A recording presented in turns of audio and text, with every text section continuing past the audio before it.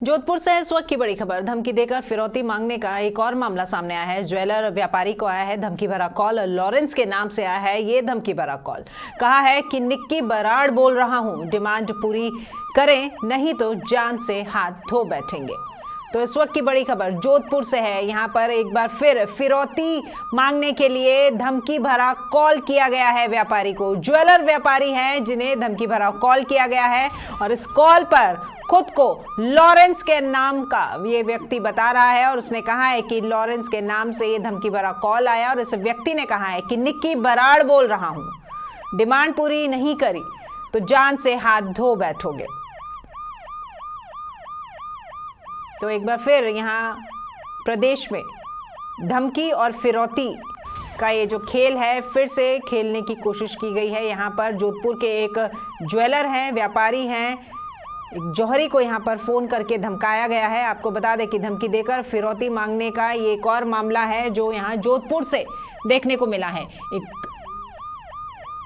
Jeweller को phone करके धमकाया गया है, लॉरेंस के नाम से आया है ये धमकी भरा कॉल और ये भी कहा है कि निक्की बराड़ बोल रहा हूं, धमकी पूरी नहीं की तो जान से हाथ धो बैठेंगे।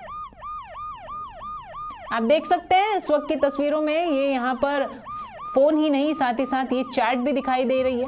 चैट करके यहाँ पर धमकी दी जा रही है। एक तरफ फोन किया गया है, दूसरी तरफ ये धमकी।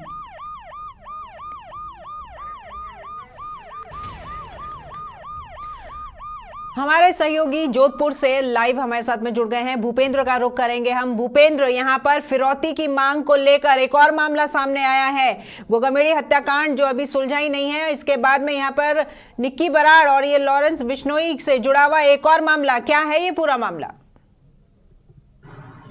जी देखिए, जो जिस ज्वेलरी के व्यापारी को धमकी मिली है ये वो इलाका है जो शहर का भीतरी इलाका है और यहाँ तमाम ज्वेलरों के जो है प्रतिष्ठान है। शिवम ज्वेलर्स के मालिक हैं ओम प्रकाश, उन्हें जो है धमकी भरा कॉल आया। हालांकि उन्होंने कॉल अटेंड नहीं किया, लेकिन उसके बाद से लगातार मैसेज आ रहे हैं। खुद को लॉरेंस का गुर्गा बताया जा रहा है और निक्की बराड़ जो है खुद का नाम बता रहा है। साफ तौर से उसने धमकी भरे लहजे में लिखा है कि 5 लाख रुपए की व्यवस्था कर ले, नहीं तो तुझे देख लेंगे और अगला टारगेट तू है। अगर व्यापारी ने जब कुछ देर बाद तक जो है इस मैसेज का जवाब नहीं दिया तो उसने साफ रिप्लाई किया और कहा कि अब तू रिप्लाई नहीं कर रहा है तो इसका मतलब अगला टारगेट तू है और तुझे देख लेंगे। तो व्यापारी तमाम वो इलाका है, उस इलाके में व्यापारियों में भय है। जब से ये खबर शहर में आई है, शहर के लोगों में भी एक बार फिर चिंता का विषय है, क्योंकि जोधपुर में देखिए पिछले 2 साल पहले ये सिलसिला चला था, 2 से 3 साल पहले ये सिलसिला चला था। कई बड़े व्यापारियों को धमकियां दी गई थी, ट्रेवल व्यापारी, अस्पताल संचालकों को धमकी दी गई थी और यहाँ तक कि एक हत्या भी जोधपुर में जो है इसी बड़े धमकी भरे कॉलों के बाद कर दी गई थी। ये पहला मामला नहीं है, 2 दिन पहले भी एक प्रिंसिपल को कुछ इसी तरीके से धमकाया गया था। हालांकि उसमें जो है स्थानीय युवक बताए जा रहे हैं, लेकिन इसमें जो है इस मामले में कुछ अलग है, क्योंकि सीधा लॉरेंस के नाम से धमकी भरे मैसेज आए हैं, धमकी भरे कॉल आ रहे हैं, तो उसके बाद व्यापारियों में डर है। हालांकि थाना अधिकारी ने अपनी गेंद जो है आला अधिकारियों के पाले में डाल दी है कि वही को इस पूरे मामले में बता पाएंगे, लेकिन जो एफआईआर हमारे पास है उसमें स्पष्ट लिखा गया है कि खुद को लॉरेंस का गुर्गा बताया है, निक्की बराड़ जो है नाम बताया है और एक बार फिर धमकी भरे कॉल आने का सिलसिला शुरू हुआ है शहर में। तो कहीं ना कहीं लोगों में भय है। अब देखने वाली बात होगी कि पुलिस के साइबर एक्सपर्ट, पुलिस की एक्सपर्ट की जो टीमें हैं वो इन बदमाशों तक कब तक पहुंच पाती है। लेकिन फिलहाल शहर में एक बार फिर धमकी भरे कॉल आने का सिलसिला शुरू हुआ है और लोगों में भय है। भूपेंद्र, ये जो चैट है ये कल शाम की दिखाई दे रही है, जिस तरह की तस्वीरें मैं देख पा रही हूँ। कल शाम को ये चैट शुरू हुई थी, फोन भी इसी समय किया गया था। तो व्यापारी जो है इस चैट और इस फोन के बाद क्या हाथों हाथ ही पुलिस के पास पहुंच गए थे या आज सुबह पहुंचे हैं? पुलिस अब इस कार्रवाई को लेकर के आगे किस तरह के कदम उठा रही है?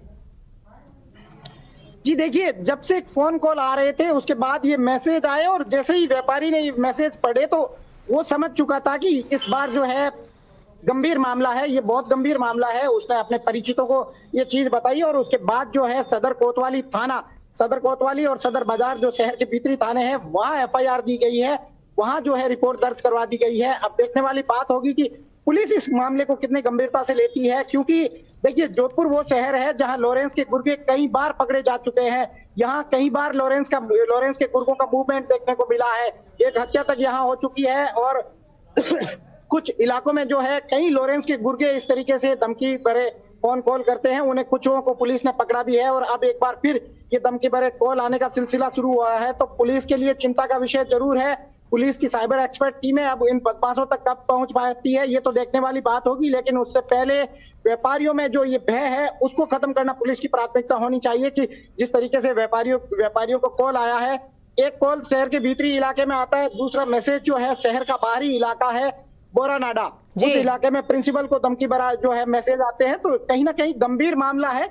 अब देखने वाली बात होगी कि जोधपुर के पुलिस के आला अधिकारी इन मामलों को कितने गंभीरता से लेते हुए शहरवासियों में एक बार फिर आमजन में विश्वास और अपराधियों में भय का नारा जो पुलिस का है उसे एक बार फिर बता सके। जी बिल्कुल, ये तो पुलिस की जिम्मेदारी बनती है कि जिस तरह का नारा है उस नारे को सार्थक करते हुए आगे बढ़े। लेकिन भूपेंद्र, यहाँ ये एक बात और है कि गोगामेड़ी हत्याकांड जिस तरीके से यहाँ पर वारदात को अंजाम दिया गया, उसके बाद प्रदेश भर की जनता में डर तो है, और जिस तरीके से ये जब मैसेज आया है तो इसको देख करके इस व्यापारी का जो है भय में आ जाना स्वाभाविक रूप से बनता है, क्योंकि हर किसी को अपनी जान प्यारी है। जब इस तरीके से घर में घुसकर ये वारदात की गई है तो यहाँ भी कभी भी कुछ भी हो सकता है।